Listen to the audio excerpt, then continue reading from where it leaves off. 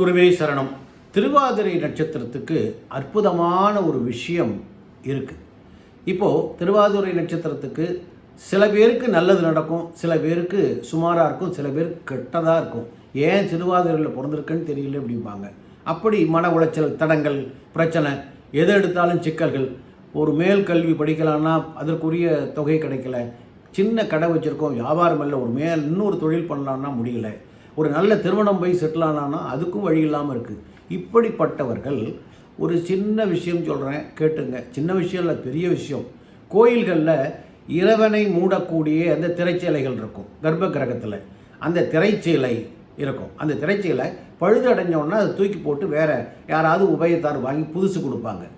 அந்த தூக்கி போடுறாங்கல்ல, அது அர்ச்சகர்கிட்ட சொல்லி அதை வாங்கிட்டு வந்து அதை மடித்து வச்சு அதன் மேலே விளக்கு ஏற்றுங்க. இப்போது இறைவனை மூடிக்கொண்டிருந்த திரைச்சீலை அதுதான். அது நம்மளை விட அதிகமான தீபதூபங்கள் எல்லாம் பார்த்தது. அவ்வளோ சக்தி அந்த திரைச்சீலையில் இருக்கும். அதை கொண்டு வந்து உங்கள் பூஜை ரூமில் வச்சு நீங்கள் விளக்கேற்றி தீபம் போடும் பொழுது பார்த்தீங்க அப்படின்னாக்கா உங்களுக்கு எல்லா பிரச்சனையும் சரியாயிடும், எல்லா கதவுகளும் திறக்கப்படும், தடைகள் கிடைகள் ஒன்றும் இருக்காது, எல்லா நல்ல விஷயங்களும் கிடைக்கும். சின்ன தொழில் பெருசாகும், வேலையில் ப்ரொமோஷன் ஆகும், மேல் படிப்பு செய்யலாம், நல்ல திருமணம் நடக்கும், எல்லா விஷயங்களும் உங்களுக்கு கைகூடி வரும்.